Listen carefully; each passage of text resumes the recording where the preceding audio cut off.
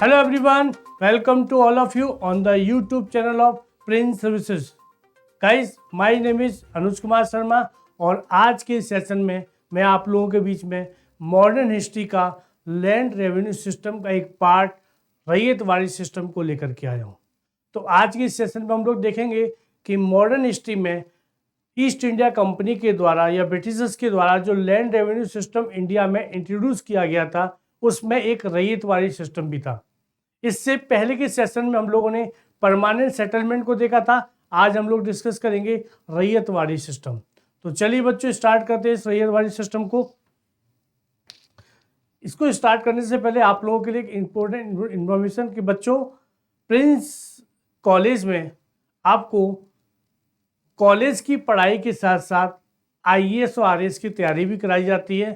Further इसकी जानकारी के लिए आप इस हेल्पलाइन नंबर पे कॉल कर सकते हैं और प्रिंस सिविल सर्विसेज के सोशल मीडिया प्लेटफॉर्म से भी आप अपने आप को अपडेट कर सकते हैं।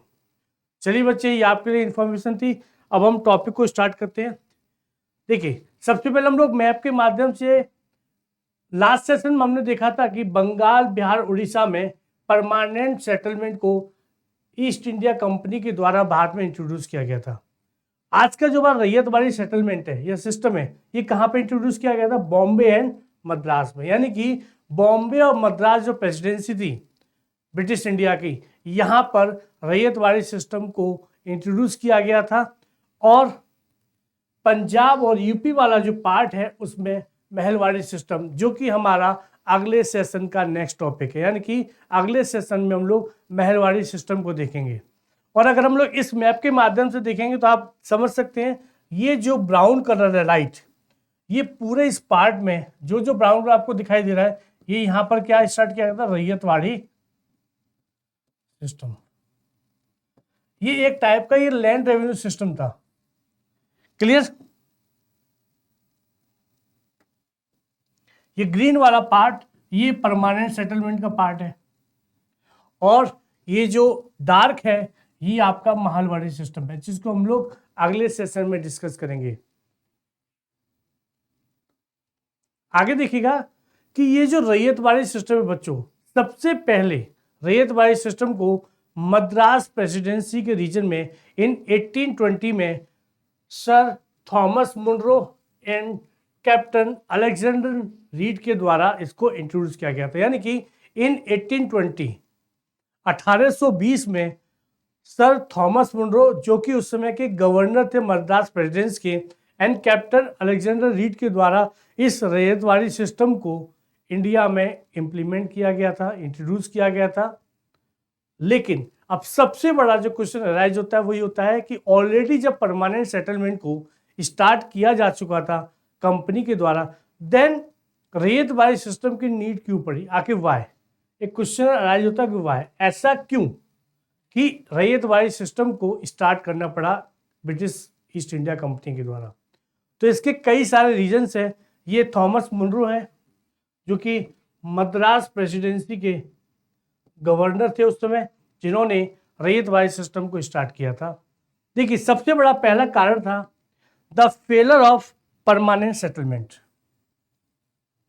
यानी कि परमानेंट सेटलमेंट को जिस नीड के लिए कंपनी के द्वारा इंट्रोड्यूस किया गया था उसका रिजल्ट बहुत नेगेटिव रहा। इस परमानेंट सेटलमेंट से कंपनी को तो कोई ज़्यादा प्रॉफिट नहीं हुआ, लेकिन इसके जो मीडिएटर थे जमींदार, वो बहुत ज़्यादा रिच एंड स्ट्रांग होने लगे। यानी कि परमानेंट सेटलमेंट जो सिस्टम था वो कंपनी के पॉइंट ऑफ व्यू से फेलियर था। इसीलिए कंपनी को नीड थी एक नए सिस्टम की, इसलिए उन्होंने रैयतवाड़ी सिस्टम को इंट्रोड्यूस किया। सेकंड रीजन था कि जो मद्रास का रीजन है, ये ब्रिटिश इंडिया के अंदर जो मद्रास का रीजन था उसमें इंटरमीडिएट यानी कि जो मीडिएटर पर्सन होते जमींदार, वो मौजूद नहीं थे।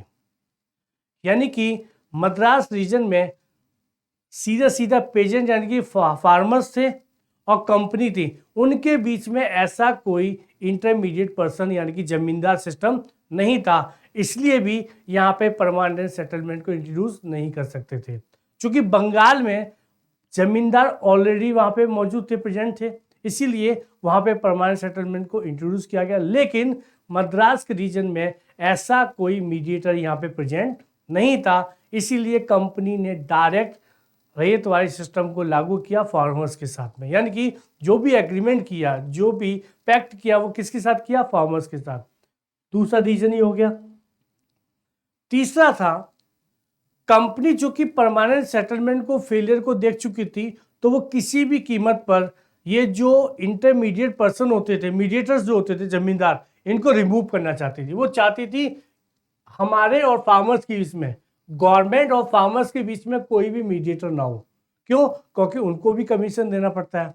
यानी कि तीसरा रीजन ये था कि कंपनी जितने भी मीडिएटर्स हैं उन सभी को रिमूव करना चाहती थी और गवर्नमेंट के साथ, यानी कंपनी सीधा सीधा पैक्ट या एग्रीमेंट करना चाहती थी फार्मर्स के साथ। तो बेसिक ये 3 रीजन्स हैं जिसके लिए रैयतवाड़ी सिस्टम को इंट्रोड्यूस किया गया था। अब नेक्स्ट हम लोग इसका बैकग्राउंड जानने का प्रयास करेंगे कि आखिर बैकग्राउंड क्या है। यानी कि क्या सीधा 1820 में इसको इंट्रोड्यूस किया गया, क्या इससे पहले कोई और भी एक्सपेरिमेंट हुआ था? तो ध्यान रखिएगा, एक है captain Alexander read. Captain Alexander read जो कि 12 महल के कलेक्टर थे। कहाँ के कलेक्टर थे? ये 12 महल के कलेक्टर थे और वहां पर उन्होंने as a experiment Ryotwari system को 1792 से 99 तक इसको इम्प्लीमेंट किया था। यानी कि अलेक्जेंडर रीड जब 12 महल के कलेक्टर थे तो उन्होंने as a experiment Ryotwari system को 1792 से 1799 तक इसको एज ए एक्सपेरिमेंट किया था 12 महल में। वहां उनको रिजल्ट थोड़ा सा अच्छा मिला, प्रॉफिट भी हुआ, टैक्स भी मिला, तो उन्होंने इस एक्सपेरिमेंट को आगे भी किया। देन इन 1817 इस रैयतवाड़ी लैंड रेवेन्यू सिस्टम को कोयम्बटूर, नेल्लोर एवं आरकोट रीजन में इंट्रोड्यूस किया गया। यानी कि अलेक्जेंडर रीड के बाद 1817 में इस रैयतवाड़ी सिस्टम को कोयम्बटूर, नेल्लोर एवं आरकोट के रीजन में इसको इंट्रोड्यूस किया गया था। देन फाइनली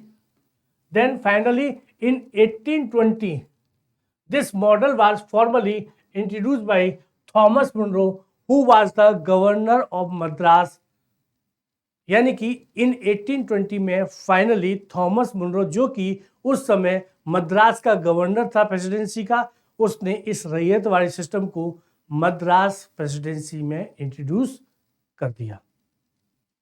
और after Madras presidency Bombay presidency के जो गवर्नर थे एल्फिस्टन, उन्होंने भी इन 1825 इस रैयतवाड़ी सिस्टम को बॉम्बे प्रेसिडेंसी में इंट्रोड्यूस करते। यानी कि ब्रिटिश इंडिया की 3 प्रेसिडेंसी थी, बंगाल, मद्रास एवं बॉम्बे। तो बंगाल में परमानेंट सेटलमेंट और मद्रास में फर्स्ट इन 1820 और इन 1825 में जो गवर्नर थे बॉम्बे प्रेसिडेंसी के एल्फिस्टन, उन्होंने 1825 में इस रैयतवाड़ी सिस्टम को इंट्रोड्यूस कर दिया। अब देखते हैं कि ये जो मद्रास और बॉम्बे में इस रैयतवाड़ी सिस्टम को जो इंट्रोड्यूस किया गया, इसका मैकेनिज्म क्या है। मैकेनिज्म इन द सेंस देखिएगा, परमानेंट सिस्टम में कैसे था, ब्रिटिश जमींदार, देन पीजेंट यानी कि फार्मर्स, ये चेन थी। लेकिन रैयतवाड़ी सिस्टम में ब्रिटिश और सीधा सीधा पैक्ट विद पीजेंट्स यानी कि फार्मर्स के साथ में। यानी कि रैयतवाड़ी सिस्टम का जो मैकेनिज्म कैसे काम करता था, इसमें कोई भी मीडिएटर नहीं था, सीधा गवर्नमेंट यानी कि कंपनी ने फार्मर्स के साथ पैक्ट किया और इसी पैक्ट को रैयतवाड़ी सिस्टम कहते हैं। क्या बोलते हैं इसको? Also known as Ryotwari system. यानी कि इसमें कोई मीडिएटर नहीं है, डायरेक्ट कॉन्टैक्ट या कनेक्शन है किसके साथ में? फार्मर के साथ में, कंपनी का। देन अब हम डिस्कस करेंगे साइलेंट फीचर्स, यानी कि इसके इंपॉर्टेंट जो फीचर्स हैं उसकी हम लोग बात करेंगे रैयतवाड़ी सिस्टम की। देखिए, इस सिस्टम की सबसे मेन फीचर्स था कि इसमें फार्मर्स को ओनर नहीं माना गया था। ध्यान रखिएगा, इस सिस्टम में फार्मर को लैंड का ओनर नहीं माना गया था। ध्यान रखिएगा, इसमें ओनर कौन है? इसमें गवर्नमेंट या कंपनी ओनर थी लैंड की, फार्मर को इसमें ओनर नहीं माना गया था। और इसमें land revenue was rent, not a tax. ये बहुत इंपॉर्टेंट पॉइंट है, ध्यान रखिएगा। इस सिस्टम में इसको रेंट कहा गया था, यानी कि फार्मर्स जो एग्रीकल्चर प्रोडक्शन करते थे उनको रेंट पे करना था। क्या पे करना था? रेंट पे करना था। ये कोई टैक्स नहीं था, क्योंकि टैक्स का मीनिंग हो जाएगा कि फार्मर्स इस लैंड के ओनर हो जाएंगे। यहाँ पे उन्होंने इसको पूरा चेंज किया था। उन्होंने कहा it's rent, it's not a tax. ये क्या है? रेंट है, टैक्स नहीं है। क्योंकि टैक्स होगा यानी कि फार्मर्स को ओनर मानना पड़ेगा लैंड का, लेकिन यहाँ पे फार्मर्स ओनर नहीं थे लैंड के, और जो वो पे करते थे उसको रेंट कहा जाता था, ना कि टैक्स कहा जाता था। ठीक है। सेकंड, इसमें थोड़ा सा और चेंज हुआ। इसमें फर्टिलिटी ऑफ सॉइल, यानी कि जो अमाउंट था लैंड रेवेन्यू का, अमाउंट कैसे फिक्स किया जाता था? फर्टिलिटी ऑफ सॉइल, यानी कि जैसे जैसे सॉइल की फर्टिलिटी होगी उसी बेस पर लैंड रेवेन्यू का अमाउंट फिक्स किया जाता था। परमानेंट सेटलमेंट में ऐसा नहीं था। परमानेंट सेटलमेंट्स को अगर इसको डिफ्रेंशिएट करेंगे तो परमानेंट सेटलमेंट में क्या होता था? बिडिंग होता था। क्या होता था? बिडिंग होता था। जिसकी बिडिंग हाई उसी को अमाउंट मान लिया जाता था। लेकिन यहाँ पर गवर्नमेंट ने जैसी सॉइल की फर्टिलिटी थी उसी बेस पर लैंड रेवेन्यू का अमाउंट फिक्स किया था। तीसरा, the rate of land revenue varied between 1/3 to 2/5, यानी कि इसमें जो अमाउंट था या जो रेट ऑफ लैंड रेवेन्यू था वो फिक्स नहीं था। फिक्स कैसे था? 1/3 से लेकर के 2/5 तक हो सकता था। ये फिक्स नहीं था, लेकिन इसके मिड में रहता था। अलग अलग जैसे जैसे सॉइल की फर्टिलिटी होती थी उसी बेस पर इसको 1/3 से लेकर के 2/5 के मिड में रखा था। और इसकी सबसे इंपॉर्टेंट फीचर्स और है कि इसका जो रिवीजन था, यानी कि जो एक बार फिक्स हो गया वो अचानक चेंज नहीं होगा, बल्कि आफ्टर 20 टू 30 ईयर्स में इसको रिवाइज करना था। यानी कि सपोज कीजिएगा एक एरिया से उन्होंने 100 रुपीज को अमाउंट फिक्स किया, रेट इसको फिक्स कर दिया, तो ये कब चेंज होगा? अचानक चेंज होगा। आफ्टर 20 टू 30 ईयर्स के बाद इसको वो चेंज कर सकते थे। ये एक प्रोविजन था इस रैयतवाड़ी सिस्टम में। लास्ट इंपोर्टेंट फीचर्स इसका कि it covered 50% of the British India, यानी कि जैसे हम लोगों ने देखा था परमानेंट सेटलमेंट में कितना था? 19% ऑफ ब्रिटिश इंडिया, यानी कि ब्रिटिश इंडिया के अंडर में जितना भी एरिया था उसके 19% में परमानेंट सेटलमेंट था। 50% ऑफ द ब्रिटिश इंडिया क्या है?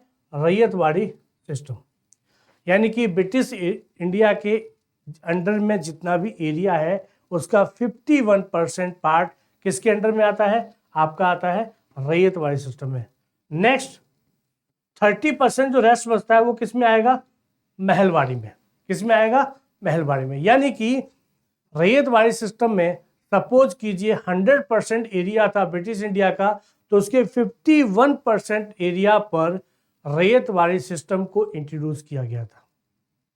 ओके, तो ये था बच्चों रैयतवाड़ी सिस्टम। यानी कि अगर हम रिकैप करें तो रैयतवाड़ी सिस्टम को किससे इंट्रोड्यूस किया? थॉमस मुनरो, जो कि गवर्नर थे मद्रास प्रेसिडेंसी के, और अलेक्जेंडर रीड के द्वारा।